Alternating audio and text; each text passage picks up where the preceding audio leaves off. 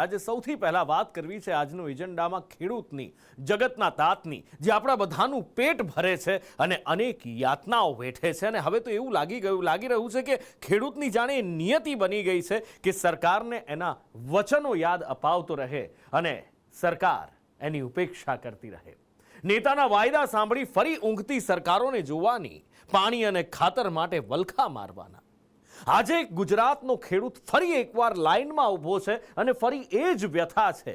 શિયાળુ પાકનું વાવેતર કરી દીધું છે, ખાતરની અત્યારે સૌથી વધારે જરૂર છે અને જ્યારે ખાતર લેવા જાય છે તો શું થાય છે? વિલા મોઢે પાછા ફરવું પડે છે.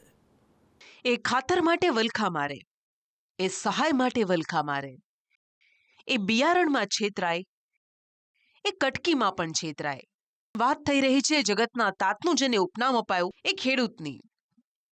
બોમ્બની માફક પડે કાયમ સવાર અને રોજ એ જ કચ્ચરઘાણ ઘટના નીકળે. ખેડૂતના જીવનની આ વરવી વાસ્તવિકતા બની ગઈ છે. દરરોજ આંખ ઉઘાડે અને કોઈને કોઈ બાજુથી એ પોતાને છેતરાયેલો, ઘવાયેલો, પીસાયેલો મહેસૂસ કરે.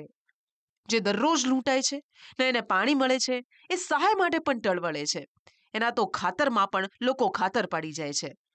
એ લાંબી કતારમાં લાંબો થઈ જાય છે. ઉત્તર ગુજરાતના જિલ્લાઓમાંથી ખાતર માટે રાવ ઉઠી છે. રાધનપુરમાં વહેલી સવારથી ખેડૂતો ખાતર માટે લાંબી કતારોમાં લાગી જાય છે, પણ તોય ખાતર મળતું નથી. જીરું, એરંડા, રાયડો સહિતના રવિ પાક માટે ખાતર જોઈએ છે, પણ ક્યારેક કલાકોના કલાકો ઊભા રહ્યા બાદ પણ ખાતર નથી મળતું. ખાતર માટે આના હોત 5મો ધક્કો છે, પણ મને ખાતર મળતું નથી. અને મારો કહેવાનો પ્રશ્ન એક બીજો છે કે અમારી ઠાકોર સમાજને જ ખાતર ના મળે, પછી આગેવાનો આવે છે અમારી સમાજ એકતા થયો પેલું ખાતરનું નથી કરી એકતા, છતાં પૈસા દેતો જો ખાતર ના મળતું હોય તો અમારે પછી શું કરવાનું? હાલમાં ગાડીઓમાં પહોંચ પડી છે, આ ભાઈ બધા જોઈને આવ્યા છે કે ના ભાઈ ના પણ અમે તો પાદરાને પહોંચાય 60 કિલોમીટરથી અહીંયા અમે રાધનપુર આવ્યા છીએ. અમારું ગામ 60 કિલોમીટર જેટલું હોય નહીં. એના ખાડી બજારમાં બધા મારે રાત્રે ખાતર બધાને આપી ગયા અને પછી એ નોરાકર પાકડી કરીને ધમકી આપો તો એ આપણે નથી દેવો, જવા છે તમારે થાય એ કરો એમ. પૂર્વ ધારાસભ્ય રઘુ દેસાઈ કહે છે કે ખાતર તો પૂરતું આવે છે, પણ બારોબાર કાળો કારોબાર થઈ જાય છે. કોઈ અછત નથી. સરકારે માલ ઉતાર્યો છે, ગાડીનો નંબર પણ અમારા જોડે છે, ખાતર પડ્યું છે, પણ બ્લેકમાં વેચવા માટેનું આ મિલીભગત અધિકારીઓની ચાલી રહી છે અને ખેડૂતોને આખા ગુજરાતમાં હેરાન કરી રહી છે. આ સરકાર ઉપર મારો આક્ષેપ છે કે ખેડૂતોને હેરાન કરવાનું બંધ કરો. ખેડૂતો જે દિવસે નક્કી કરશે એ દર તમારે ગાંધીનગરમાં બેસવું પણ કાઠું થઈ જશે. એટલે ખેડૂતોને ખાતર આપો, અને આવું કરવામાં આવશે તો દુકાનો તોડીને પણ ખેડૂતો કાલે ખાતર લઈ લે પછી કહેતા નહીં કોંગ્રેસ ખેડૂતો સાથે છે ને રહેવાની છે. આવી જ હાલત બનાસકાંઠાના થરાદની પણ છે. એરંડા, રાયડાના પાક માટે યુરિયા ખાતરની જરૂર છે. ખેડૂતો વેદના ઠાલવતા કહે છે કે વાવેતર માટે ખેતર જવું કે પછી ખાતર માટે લાઈનમાં એ જ નથી સમજાતું. મહિલા ખેડૂતો પણ કતારમાં ઊભી રહી જાય છે.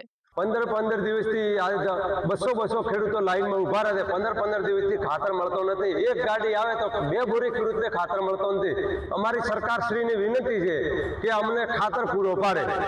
શ્રીમાન શંકરભાઈ ચૌધરી સાહેબની વિનંતી છે કે ખેડૂતોને ખાતર પૂરો પાડે. તમારું કામ ખૂબ સારું છે, પણ એક જ ખાતર પૂરો પાડે. અને ટાઈમસર ગાડી આવતી નથી અને જવાબ મળતો નથી. બરાબર, જો ખાતર પૂછવા જાવ તો કે ખાતર આવે ના આવે કોઈ નક્કી નથી, આવું બને છે. બરાબર, એટલે અમારે ખાતર હોય બીજું કોઈ બીજું. તો થરાદ સંઘ મેનેજર કહે છે કે 2-3 દિવસથી ખાતર નહોતું, હવે આવ્યું એટલે ખેડૂતો વધુ આવતા લાંબી લાઈન થઈ ગઈ છે.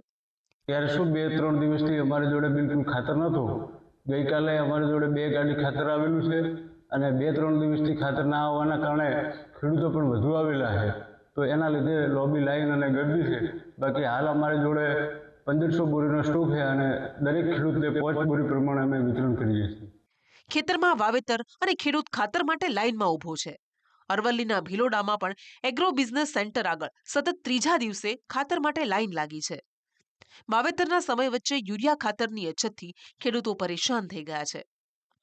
અમારે સવારે 7 વાગ્યાથી આવેલા છે ખાતર લેવા, પણ ખાતર અમને મળતું નથી. અમારે 4 થેલીનું ખાતર જોઈએ, પણ 3 થેલી આપે છે. હવે એને અઠવાડિયાથી મોકળામાં ખાતર મળતું નથી. આમાં હવે એટલું પોરેશન થતું નથી. આ સવારની 6 વાગ્યાની આવેલી છું, તો અમારા ગામે ત્યાં ખાતર મળતું નથી અને અમે ત્યાં અહીંયા લાઈનમાં ઊભા છીએ, ભિલોડા ખાતે આવ્યા છે, તો અમારા ગામમાં ખાતર મળે તેવી માંગ છે મારી. એવું નથી કે આવી હાલત ખાલી ઉત્તર ગુજરાતની જ છે.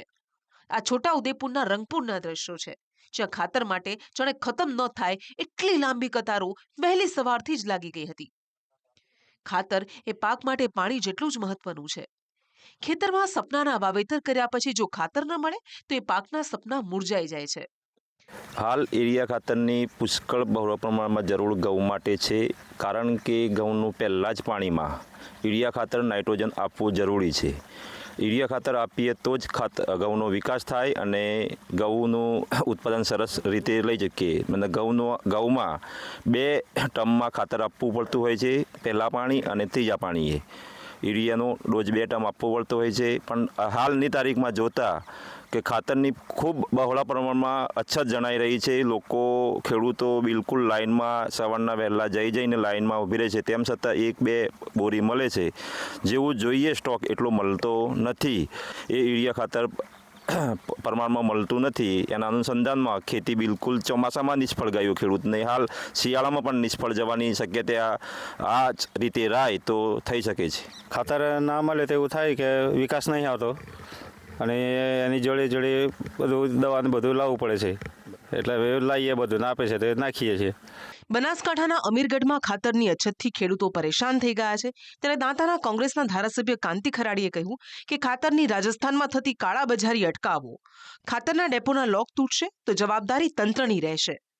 જ્યારે ખેડૂતોને ખાતરની જે જરૂરિયાત પડે છે, હું સરકારને ઉજાગર કરવા માંગુ છું ને વહીવટી તંત્રને ઉજાગર કરવા માંગુ છું કે ખેડૂતો ભીખ નથી માંગતા, પણ તમારે જ્યારે ખાતર જોઈએ તે ખાતર આપો. હું એના ઉપર એટલા માટે કહેવા માંગુ, ગુજરાતની અંદર ગુજરાતમાંથી રાજસ્થાન ઉપર રાજસ્થાનને જે ખાતર જઈ રહ્યું છે એ તદ્દન કાળી બજાર બંધ કરે, નહીં તો ખેડૂતો જ્યારે આક્રોશ ઉપર આવશે ત્યારે સરકારી ગોડાઉન હોય કે એગ્રોનો ગોડાઉન હોય, ક્યારે ખેડૂત આવીને લોક તોડીને ખાતર લઈ જાય, એનું સંપૂર્ણ જવાબદારી વહીવટી તંત્રને રહેશે. આઝાદી બાદ દેશમાં સૌથી વધારે યોજનાઓ કોઈના નામે બની હોય તો એ ખેડૂત છે, પણ તેમાંથી કેટલી કાગળ પરથી નીકળીને ખેડૂત સુધી પહોંચી એનો જવાબ નથી મળતો, અને એટલે જ આમ ખેડૂત વલખા મારતો રહે છે. ત્યારે યોગ્ય મેનેજમેન્ટ થકી ખેડૂતોને પૂરતું ખાતર મળી રહે એ માટે પ્રયાસો થવા જોઈએ. ખાલી વાતોથી ઉકેલ નહીં આવે. બ્યુરો રિપોર્ટ, સંદેશ ન્યૂઝ.